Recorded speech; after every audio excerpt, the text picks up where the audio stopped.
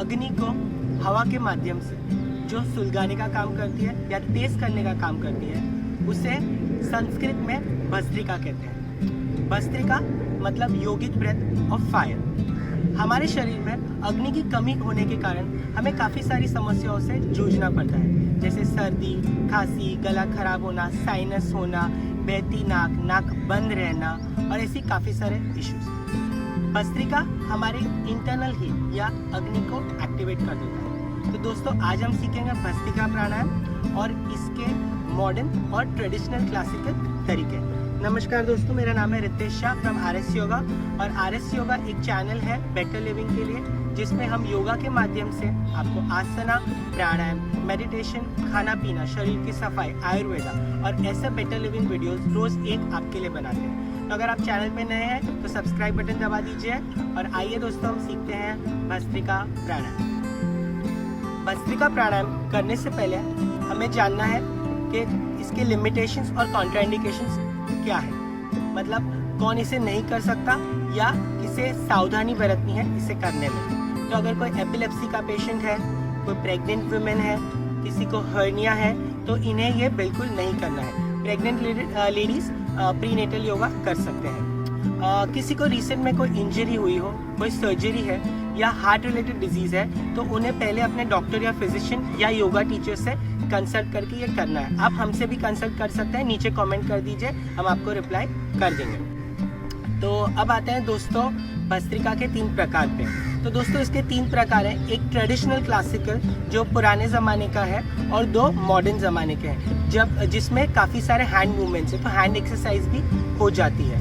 और इसकी 3 गतियाँ हैं। सामान्य गति मतलब स्लो स्पीड, मध्यम गति मतलब मीडियम स्पीड और तीव्र गति फास्ट स्पीड। तो हमें हमेशा इसे सामान्य गति से शुरू करना है और फिर धीरे धीरे प्रोग्रेस करके हमें मध्यम और तीव्र गति पे जाना है, क्योंकि हम कभी भी पहले रेंगना सीखते हैं, फिर चलना और फिर दौड़ना, और उल्टा नहीं करते।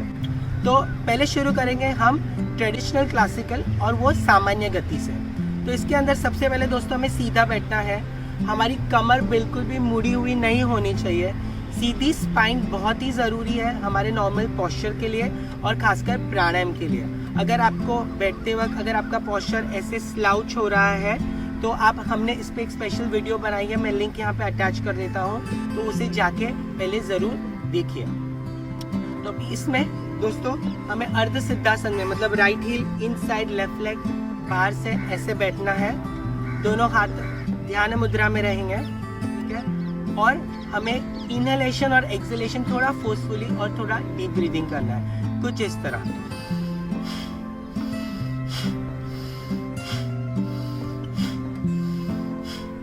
तो ये होगा ये करने का तरीका।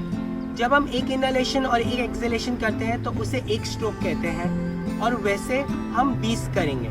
जब हम 20 कंप्लीट करते हैं तो इसे एक साइकिल हमारी कंप्लीट होती है। हम एक पूरी साइकिल साथ में करेंगे। और याद रखिएगा दोस्तों, जब हम लास्ट वाला स्ट्रोक कर रहे हैं तब हमें इनहेल करके इसे होल्ड करके रखना है जब तक हम होल्ड कर सकें। इससे हमारी लंग कैपेसिटी भी बढ़ती है, ठीक है। तो एक राउंड दोस्तों हम पूरा साथ में करेंगे और बॉडी के कोई भी जर्की मूवमेंट्स नहीं है, जो भी है हमें सांस पे फोकस करना है। तो सीधे बैठ जाइए, आंखें बंद रखना है, चिन को थोड़ा ऊपर रखना है और साथ में हम 20 स्ट्रोक्स करेंगे। और इनहेल कीजिए,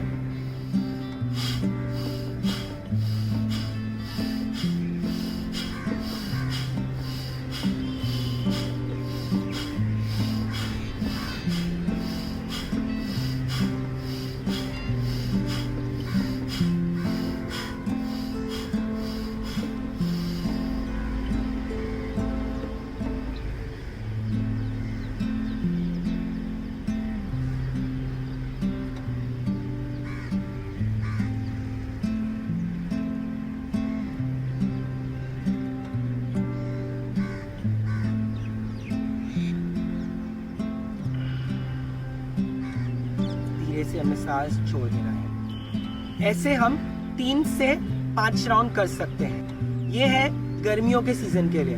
अगर सर्दियों का सीजन है तो आप उसमें 5 से 7 राउंड 7 साइकिल्स कर सकते हैं। पर दोस्तों इससे कभी भी 3 से 5 गर्मियों में, और 5 से 7 मिनट से ज़्यादा हमें नहीं करना है। अगर हमारे शरीर में अग्नि हीट ज़्यादा भी हो तो भी काफ़ी सारी तकलीफ़ें ये पैदा कर सकता है हमारे लिए। ये इंस्ट्रक्शंस सभी हम जब मॉडर्न तरीके भी करें तो उसके लिए भी सेम रहेगी। ठीक है, आते हैं हम भस्त्रिका का सेकेंड टाइप पे, मॉडर्न टाइप पे, और इसमें हम मध्यम गति मतलब मीडियम स्पीड से करेंगे। इसमें हमारे हाथ यहाँ पे होंगे और यहाँ पे हमारी मुट्ठियाँ खुली है, और इनहेल करेंगे और एक्सेल करते करते हमें यहाँ तक आना है, कुछ इस तरह। Inhale Excel, inhale exhale. मैं आपको एक साइड एंगल से भी ये दिखा देता हूँ, कुछ इस तरह। Inhale exhale, exhale. याद रखिएगा दोस्तों, इसमें हाथों की कोई भी जर्की मूवमेंट्स नहीं है, हाथों पे इतना प्रेशर नहीं है, हाथ की हमें सिर्फ फुल रेंज मूवमेंट्स करनी है, जहाँ तक हमारे मैक्सिमम कैपेसिटी तक ऊपर और नीचे हमारे हाथ जाते हैं। हमें फोकस ब्रीदिंग पे करना है मध्यम गति से, मीडियम स्पीड से, कुछ इस तरह।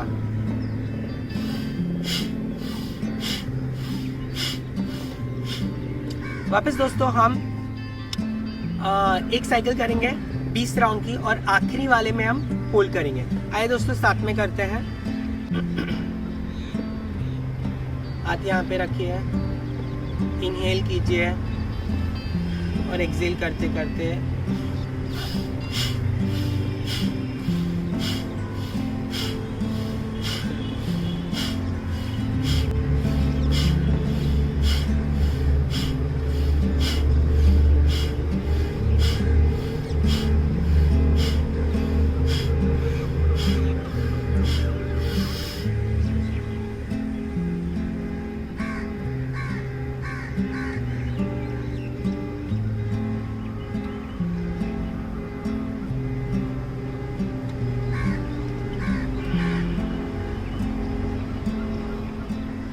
आखिरी वाले में होल्ड करना ना भूलें, हमारे लंग्स के लिए बहुत अच्छा है।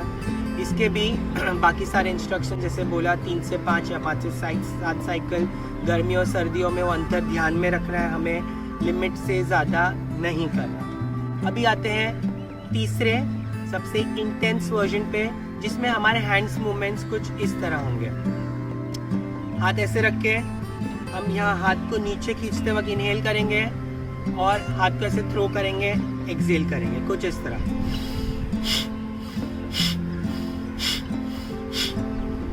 हाथों को, कंधों को झटका नहीं देना है, कोई क्रैम्प, पुल, इंजरी हमें नहीं होनी चाहिए। हाथ की नॉर्मल मूवमेंट से फुल रेंज में फोकस हमें हमेशा हमारे ब्रीदिंग पे करना है, तीव्र गति में। अगर इसमें तीव्र गति में हमें दिक्कतें हो रही है तो इससे हम मध्यम गति में भी कर सकते हैं। धीरे धीरे हमारी कैपेसिटी बढ़ जाएगी, फिर तीव्र गति में कर सकते हैं। बाकी सारे जैसे बताया इंस्ट्रक्शन सेम रहेंगे। तो आइए दोस्तों हम एक साइकिल पूरा करते हैं 20 स्ट्रोक्स का। यहाँ पे फिर हम इनहेल करेंगे आखिरी वाले में, और फिर एक्सेल। इनहेल करके होल्ड करेंगे, ठीक है।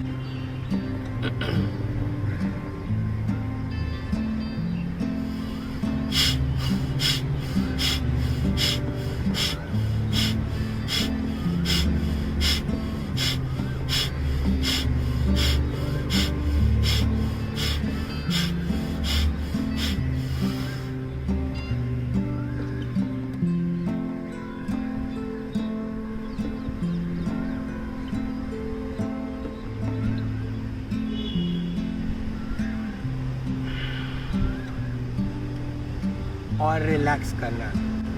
हर एक साइकिल के बीच में हमें मिनिमम 30 सेकेंड से 1 मिनट की गैप रखनी है, सो हमारी बॉडी रिलैक्स हो जाए, क्योंकि भस्त्रिका प्राणायाम हमें काफ़ी एनर्जाइज कर देती है। कुछ इंस्ट्रक्शन दोस्तों, भस्त्रिका करने के बाद एक धीमी गति का प्राणायाम करना अनिवार्य है, जैसे अनुलोम विलोम, ब्राह्मरी, ओम चैंटिंग। इसकी लिंक में लगा देता हूँ। अगर हम 3 से 5 मिनट करते हैं तो एटलीस्ट उसका आधा टाइम हमें धीमी गति के प्राणायाम करने हैं, क्योंकि भस्त्रिका हमारी इंटरनल एनर्जीज को काफ़ी बढ़ा देता है, हाई एनर्जी कर देता है।